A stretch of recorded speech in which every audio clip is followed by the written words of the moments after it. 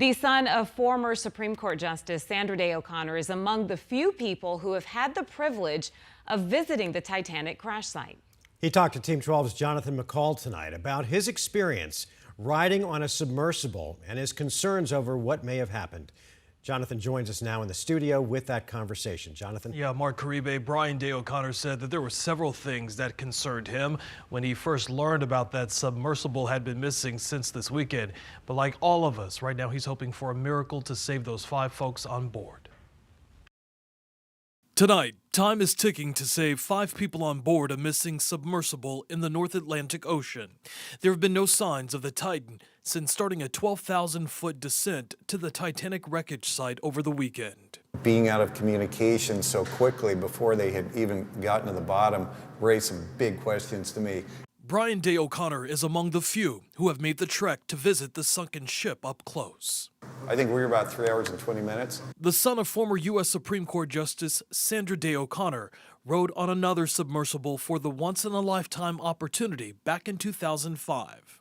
In that regard, it's a pleasant ride.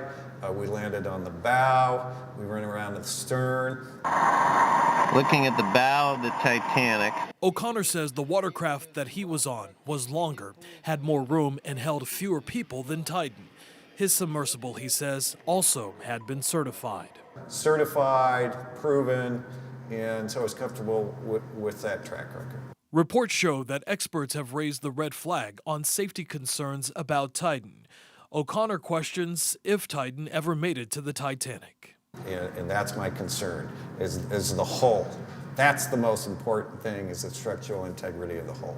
O'Connor says on his ride, there were features in place to utilize for safety. If our pilot passed out and everything went to a problematic level, I was comfortable pulling this lever to release our weight and shoot us up to the surface. Questions remain as countries from around the globe bring in equipment to help in the rescue. I don't know that they can actually physically get the equipment down to them by the time that the air runs out. Answers. We're all hoping for the best. Could be hard to come by. It's just uncertain right now. That is the big question, the uncertainty that still remains of how this will all play out.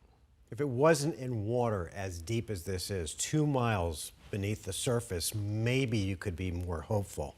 But that's the problem. It's literally like finding a needle in a haystack. Really, and you know, we've heard about those sounds, that banging that the buoys and the sonar were able to pick up yesterday.